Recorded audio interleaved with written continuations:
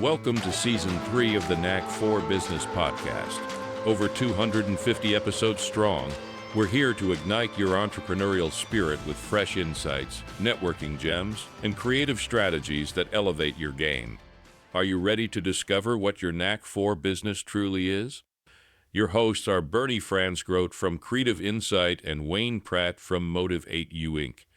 So, what can you expect from the Knack 4 Business Podcast? The aim is to help you find your feet in the business world. Whether you're just starting out or you've been at it for a while, we have something for everyone. Today's topic is stream your way to the top, next-gen video strategies for businesses. Our guest today is Daniela Bozinovski from The Public Place. Daniela is a seasoned digital marketing and e-commerce consultant with over a decade of diverse experience across account management and financial services. She excels as an account manager specializing in monetizing video content and driving business success in the digital landscape. Her career includes significant roles from managing projects and stakeholder communications in the banking sector to implementing innovative marketing strategies and developing skills in business development and risk analysis. Starting her professional journey in client onboarding and administration, Daniela honed her organizational and problem-solving skills. That didn't come out very well. She, she started her professional journey in client onboarding and administration, where she honed her organization. Starting her professional journey in client onboarding and administration, Daniela honed her organizational and problem-solving skills. Her passion for guiding businesses through digital complexities to growth and success continues to be the driving force in her career, leveraging her broad expertise to deliver impactful results for her partners. Daniela, so welcome, and give her favorite quote or saying.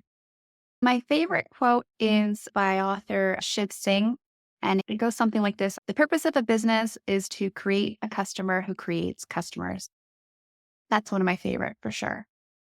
So, the concept behind a customized video platform. We've seen stuff like YouTube and other platforms out there. So what makes this crucial for business today?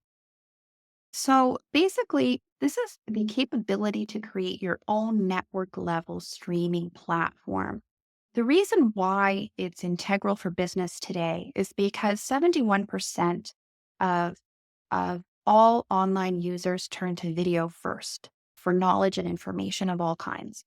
So you would like to be able to harness that as a way to communicate to your prospects and connect with your potential customers. There's nothing that does it like video. Creating your own video platform that's completely customizable keeps that prospect within the realm of your brand world and your story world.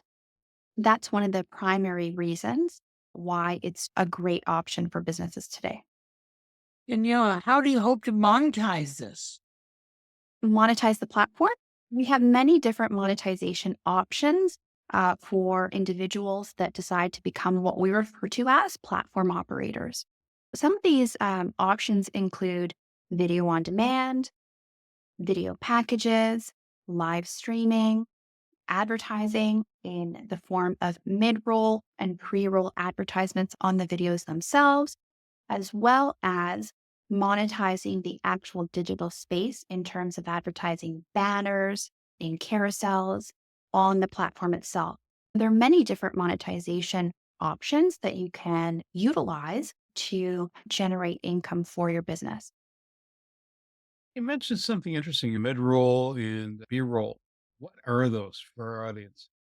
Right. So what we call mid-roll and pre-roll, that essentially means you can insert an advertisement before your video begins, which would be considered a pre-roll. And you can also insert an advertisement in the middle of your video content. And that's what we would refer to in the industry as a mid-roll, fully owner operated by you. You have full control over those advertisements.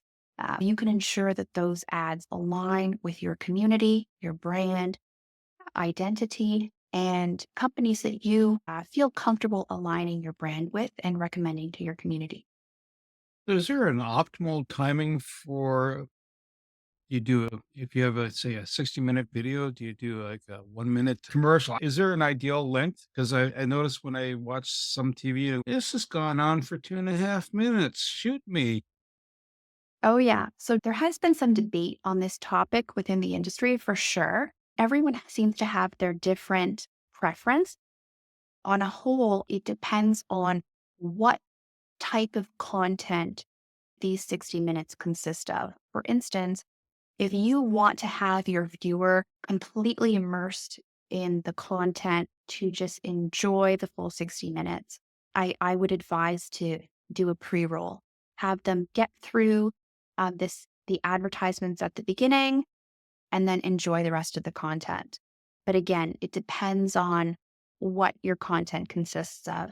For instance, if it's something that would make sense to have a natural breather in the middle, also it would be beneficial to get some feedback from your audience on that as well.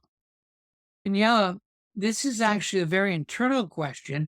We've been doing an audio podcast now for 2 years, and we keep hearing about video. Tell me why video is the time and place. Right. So I think that nothing builds the like, know, and trust components of business quite like video, other than interacting face to face. However, video allows you to expand that reach and build that like, know, and trust on a deeper level with your prospects. It gives a familiarity where people feel as if they already know you, even though you may not have actually met. So get this into the stream. We haven't done video yet. How does a business use the Knack Business podcast as an example? Take what we do in the audio soundbite area and shift it into the video bite area. Is there kind of a clean transition, or are there any guidances? Like, so if you're a startup business, right, and you've been doing one process, and you just did, let's say you have a blog. In this case, ours is a verbal blog, right? It's a podcast. How do you shift over? What's kind of a clean path? Is there any kind of rules of the road? Right. So I would definitely advise you to figure out how you want to use video and how you want to utilize it in a way that aligns with your brand and how you're going to be able to communicate your brand through video. I would probably create a business plan for your video approach. How can your particular content best be translated to video? For a podcast, try recording the whole length of the podcast and then editing it down to some great snippets, some great feature elements, some great quotes, something that will really grab the audience's attention and bring in their interest to make them want to watch the whole thing. So, in the podcast world, you have an audiogram, like a snippet, right? A sound bite. That's interesting. To hear more, listen to the full spiel. Do you do the same thing in the video? Like, almost like making a small commercial enticement might be the better word, right? If you're interested, this is the path to follow. Do you do the same thing in the video? Yes, definitely. And I would allow your natural personalities to come through on the video and shine. Your facial expressions, your natural excitement and authenticity for what it is that you're talking about. I think that that communicates best on video.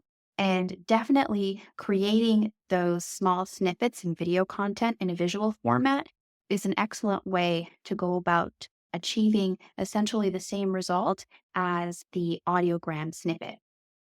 Sounds like I gotta get myself that mermaid lamp. All of us have seen a video that scares me. All of us have seen tweens with an eye camera. How do you keep it from being cringeworthy and getting better while you're doing it? Right. So the old adage of practice, practice, practice would be number one, but also everyone that dives into creating video content for the first time will naturally feel self-conscious, right? There is a learning curve to develop that comfortable relationship with the camera, seeing yourself on camera, hearing your voice, which every podcaster has gone through. Hearing your voice recorded back is a little bit cringe. But definitely, I would say the key to that is authenticity. right? When you're being yourself and you're being authentic, the audience recognizes that and connects with that. So one thing to record video, like YouTube. There you go. You can watch it. I have to change my tire. How do I do it? Because this car is special. The tire is somewhere odd. But you also have streaming. So how do you set? Is one just the library bookshelf and the other one is hot off the press? And how do you leverage that? Right. That's an excellent question. One of the ways our existing platform operators have gone about doing that is they have their back catalog of video in their video library with customizable search engines. So their audience can find exactly what they're looking for within the library and watch that content. However, the live stream is a great way to build that relationship with the audience, that excitement of having that live interaction. We're in the same place at the same time. We're having this discussion together. We're sharing this 60 minutes or 30 minutes, however long the stream is together. Having that back catalog of knowledge and information and value that the audience can refer to at any time is great as well. But I love promoting the excitement of a live stream. Do you find that the live stream, when you're pushing out a live stream, is it just using your platform or is it like when other people are recording, say on a Zoom call or another conference call system? You can push it out to other areas like any of the social media platforms. Is that kind of the same process or? It's definitely. So you have the option of doing your streams and putting it up on your platform. However, on the public network or on your own digital, you can also auto post the stream and any video content directly to your socials as well. So you can utilize it in much the same way.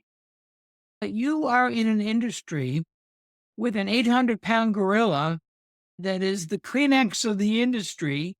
You have a unique selling proposition that you believe is strong enough to be Godzilla to that King Kong. Tell me a story. Yeah, Wayne, that's an excellent question. And I love the analogy there too. So, definitely, we're offering an alternate pathway. We're not necessarily trying to position ourselves within the market as going up against YouTube, different adults path.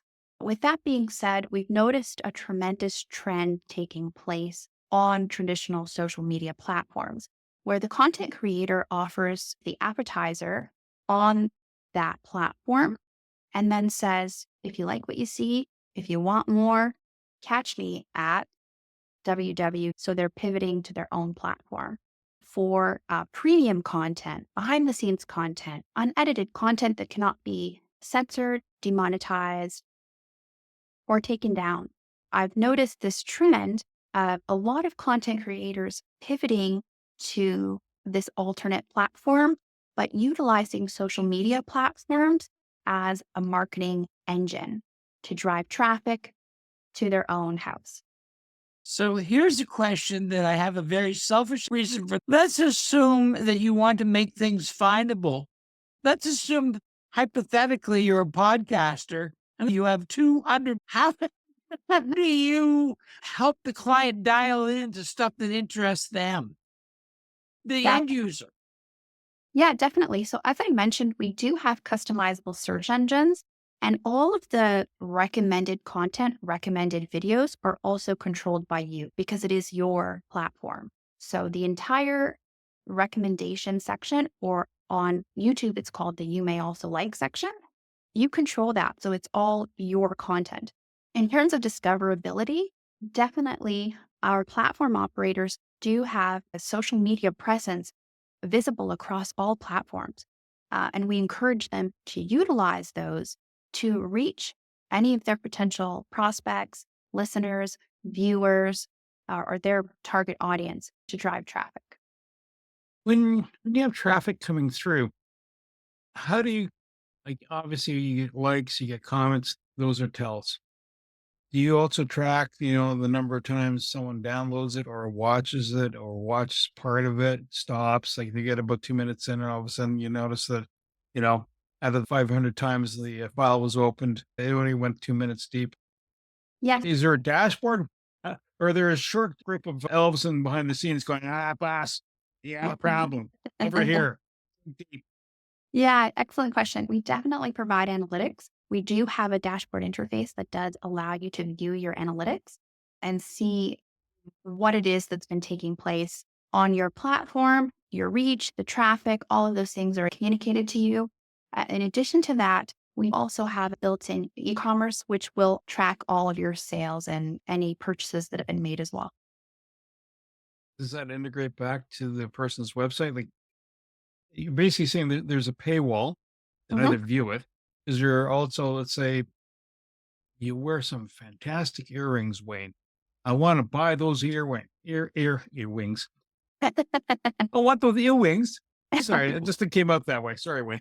And All that. but but if you see something, like you see that on Instagram, someone's wearing something going, that looks pretty slick or chic or whatever term you're attracted to it, and you go, I want one of those, or it's a speedboat or a fishing pole. Is that something you also do? Have that kind of a prompt that goes like that, and it's an offer. Yes, so you can attach any documents to the video, just if you so choose, but you also can have any links on your platform as well, and also next to appear next to your video. So if you have an Amazon storefront, let's say you have an external e-commerce, let's say you have a whole bunch of affiliate links that you want to present along with your video, you can definitely do that along with a description of your video content. And so all of these options appear on the actual interface that you use to watch the video.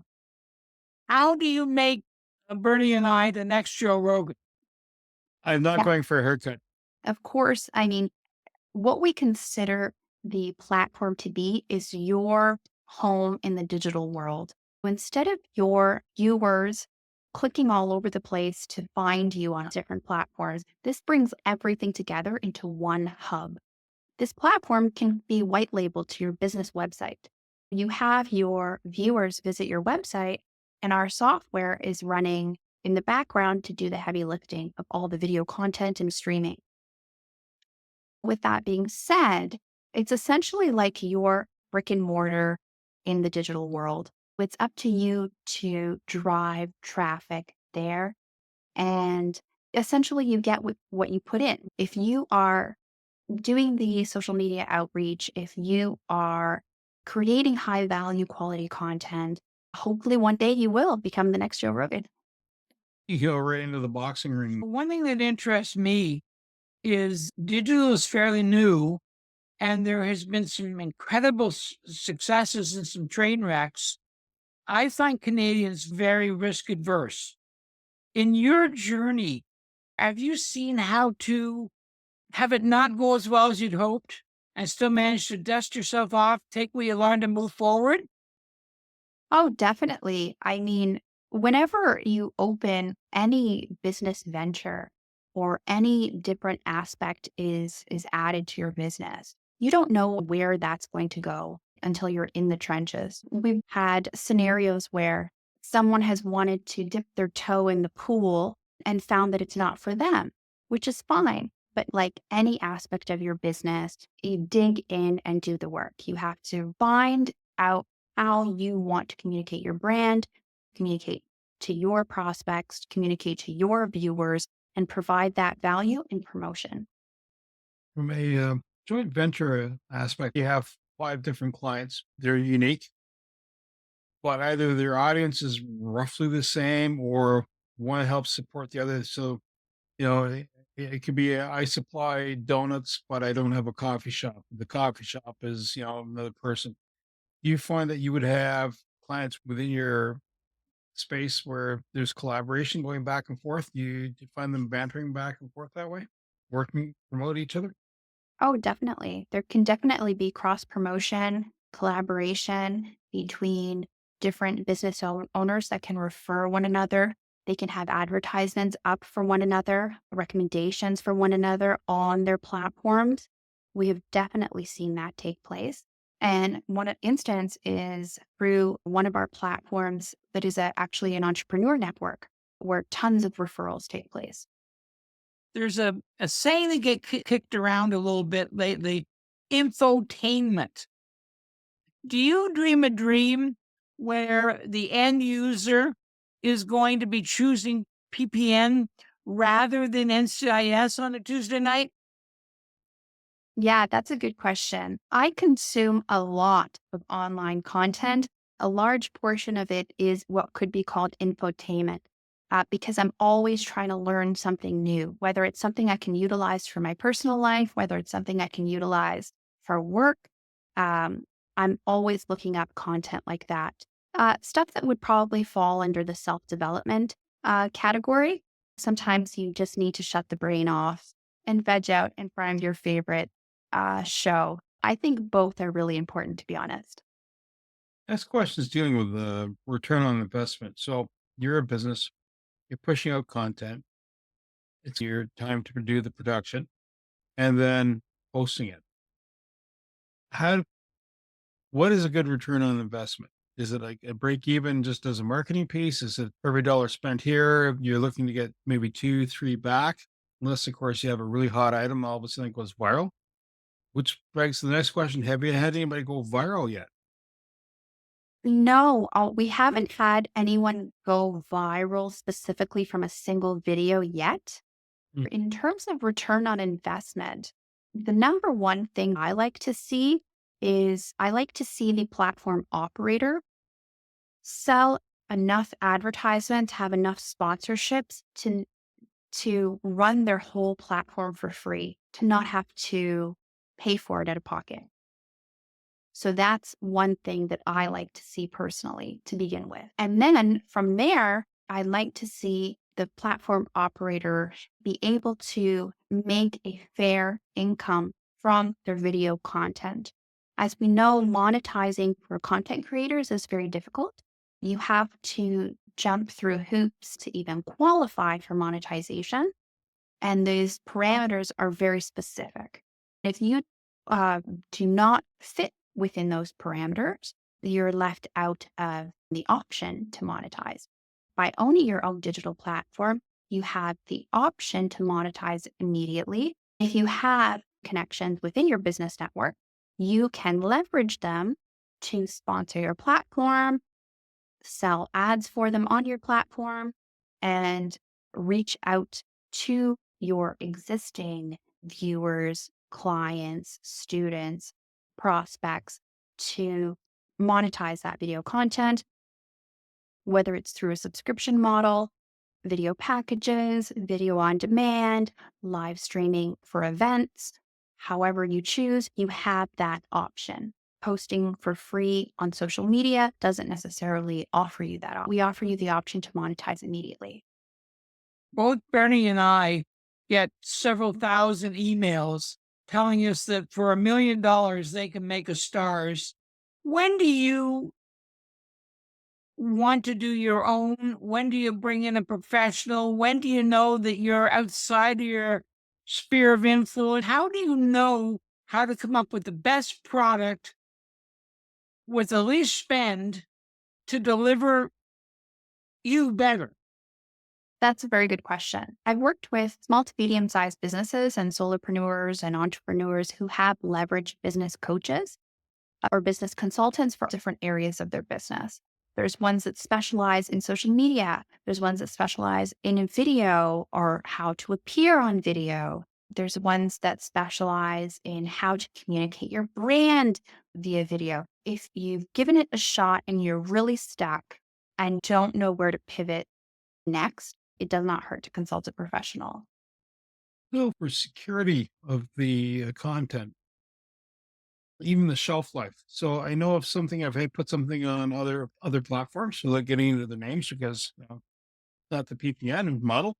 It's there. It's going to be there 2 years from now, 5 years from now. Do you host that information, store that information with the goal that it's always going to be there as long as someone hasn't kicked over the server, the backup server, and the third backup server all at the same time? And yeah, is there a cap on length? Like, you know, yeah, it's like there's some other videos I've seen. It's 12 hours. And it's some sort of music in the background meant to soothe your soul and drift you into another world. But all that said, is there size issues or any of that? No, it's completely up to you how you want to use your platform and what you want to upload, the length and format of content, how you organize your video library, and gigabytes per video, gigabytes for your whole entire video storage for your whole entire library. That's completely up to you. That content will be up there as long as you want it. You can choose to cycle content, take stuff down, put stuff up, reorganize it, redo your search engines, however you choose.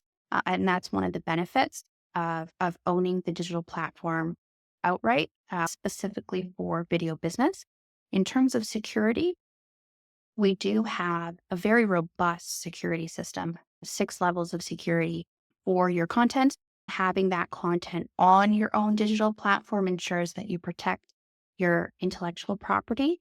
We also have the ability to have specific logins. For instance, if I have a particular video that I only want Wayne to be able to access, that video will only be visible when Wayne puts in his username and password, and then only that username and password will be able to access that video content.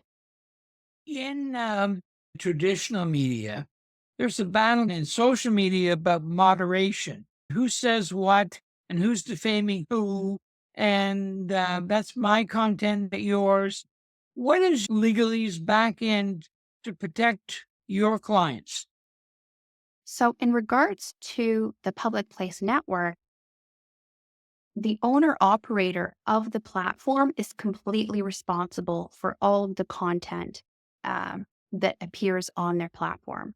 So, with that being said, there's benefits to that. You're not going to be censored, demonetized, have your content taken down, have your video taken down, have a copyright strike, or anything like that. On the flip side, it's your responsibility to have integrity behind the content and be confident that the content is yours, provides value, and is free for you to post on your platform. So if someone is capitalizing on AI, and the onus is on me to be mindful of what I post.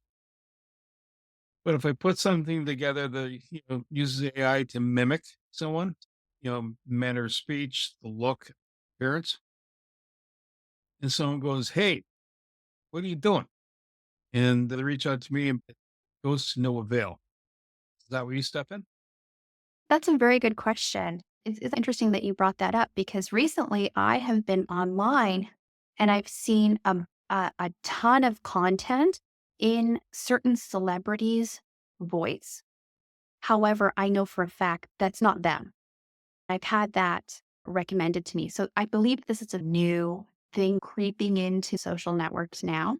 We'd have to handle that at an ad hoc basis, case per case Yep. basis, and look into the claim being made, right, by the individual. However, yeah, I mean, that's a tricky one for sure. And I've seen that content myself on social media and I wondered how long is it going to be until that's taken down? You have a broad brush of things you can and do. One of your marketplaces seems to be helping small business put out content that showcases them better. Another one of them is I make content and I sell my content. Where do you think you'll be going? Are you going to do both? Are you going to air one way or the other? Yes, that's a good question. So, with the public place network, we see ourselves having different portals of entry for different types of businesses and content creators.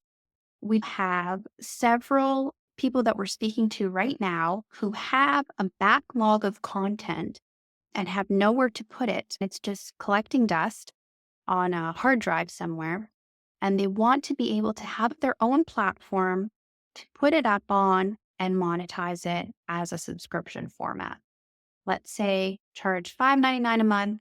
If you love forestry or whatever it is, this is the streaming platform for you.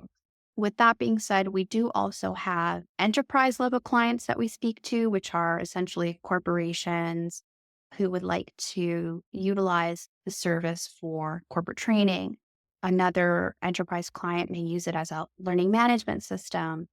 And then someone else may use it for a one-off charity event, fashion show. With that being said, we also will have the presence of smaller content creators as well. So there's many different ways to interact with the software, to utilize the software, and to be a part of the Public Place Network. Software itself, three areas just popped in my head. One, how does someone know to dial up a person? Because the other platforms, just by the social media platforms that they are, you go, I'll start off with this, then I'll look for the person's name here, get maybe 4 or 5 results going out. That looks like best match and go from there. How do people direct them, their client base, or people just looking? They haven't figured out who's who yet. For example, I ran into a guy yesterday. He says, oh, I was in Perth, Ontario, and I picked up this wood splitter. Okay. And they're famous throughout the world, which is really good for Perth, good for the company. They do a whole bunch of neat things for wood splitting. And if you're into wood splitting, that's the cat's meow, apparently. They sell in the UK and in Australia. And I'm like, how do you find them? YouTube. How do you help the world kind of hone in for your client? And then when the client is there, you use an algorithm behind the scenes then to help drive the traffic. Like you said earlier, I was checking this out. Next thing you know, I'm staring at this. And, that's kind of odd. So do you have that running in the background? Well, we do have a global reach on the Public Place interface itself. So you will get exposure from having your brand present on the Public Place Network. However, let's say someone visits the Public Place Network to watch some heavy metal music, and then they come across a banner for your platform and they're curious about that. Or let's say they come onto the Public Place Network for hockey, for a particular hockey platform. And then they end up seeing that, oh, great, they have a soccer platform too. Let's check that out. And so that kind of cross pollination will definitely happen as well. All the platform operators driving traffic to their platforms on the Public Place Network. So we have all these different kind of portals driving traffic there as well. So you have that crossing over of viewers for sure. To use traditional modeling, there's banner ads, there's pay-per-clicks. Some have been tried. Everyone hates pop-ups. Can you tell me the modeling that you're going to be using or not using? Definitely. So as of right now, we don't have any pop-up ads. That seems to be a viewer's preference. If you operate your own video platform, you have the option of placing banner ads wherever you like. You have the option, as I mentioned, putting in the advertisements within your video content as well, wherever you like.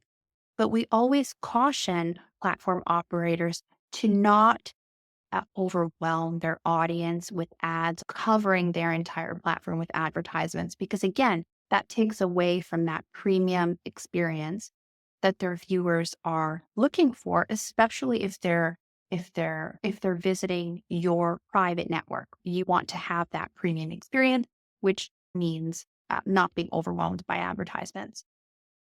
Is easy steps to make a video better. What tools get you the most to be aware of? I've been told lighting's very important. Tell me maybe 2 or 3 things to make video as good as possible if you are doing it yourself. Yeah, definitely. So I would say just get the basics down, right? Let's get the basics down to begin with. So lighting, as long as you are visible and whatever product you want to showcase is visible, let's start there. And then having your audio be as clear as you can so people can understand what you're saying. If you have those two down, you can just build from there and get better and better with practice. The inclusion of AI technology is going to be able to help out a lot with that, with things like one-click auto color correction, one-click auto lighting correction. All of these things are coming down the pipe for content creators. that are going to ultimately make creating video content easier, especially for the newbie. What's the business model? How do you set up? Someone says, listen, okay, I'm ready to go. I want to take film, I want to do pictures, ready to dance. How much of a budget should they have? Right. So again, it depends on how much content they want to store and how they want to build out their platform. If they want to build out their complete owner operated video streaming platform, they have about, let's say, 40 different shows that they want to put up there. They should budget out a few $1,000s on an annual basis. Now, if they can sell enough advertisements to cover that cost, everything they make on top in terms of monetization is even better. Speaking, Daniela, of dipping into the pool, if our listeners want to get to the next level, to monetize it or to build their business, how are they get a hold of you? They can reach out to us at www.theppn.ca and just fill out our contact sheet. They can also reach out to me on LinkedIn. We are also the Public Place Network on LinkedIn, and that would be absolutely great too. Thank you to Daniela Bozinovski. Got my co-host Wayne Pratt, and you, the Knack for Business listeners. If you got the video itch and you need to get it posted, Daniela's company is the one to go with. If it's a business itch, even better, because that's where you should be. And you're going to have a lot more freedoms and less headaches. To reach the podcast hosts, email them at info@creativeinsight.com or by the website creativeinsight.com, spelled KREATIVINSIGHT.com. To reach Wayne at his email, Wayne@motivate.uca. That is MOTIVE, the numeral 8 and the letter U.ca, or his website Motivate.U.ca. If you would like to be a guest on this podcast and share your knowledge, let us know. We would also appreciate your feedback on the content or format. Check the show notes for more details. For these podcasts, we like to acknowledge the support and thanks to the following people. Carl Richards from Podcast Solutions Made Simple, a renowned podcast expert. Fred Crouch, who is the Property Wizard podcaster, where Bernie is a co-host. Jalvin Strika from At Hive, a co-working space that is more than just a space. Then Melanie Weber, Bernie's invaluable business partner, and Wayne Pratt from Motivate You Inc., who serves as both a coach and co-host of these podcasts. Disclaimer: please note that the Knack for Business podcast episodes are meant solely for educational and general informational purposes. The information and opinions contained within are not intended to be professional advice on any subject matter. The thoughts, views, and opinions expressed by the participants are their own personal beliefs and do not represent the views of the podcast hosts or any affiliated organizations. It is important to note that this podcast is not a replacement for consulting with certified experts in your area who possess knowledge of your unique situation. The hosts of the podcast, along with any participants or affiliated groups, do not take responsibility for any actions taken or not taken based on the information presented in this episode. It is highly recommended that individuals seek guidance from their own personal advisors in fields such as accounting, law, or other pertinent areas prior to undertaking any actions or making decisions that may impact their financial, legal, or other aspects of life.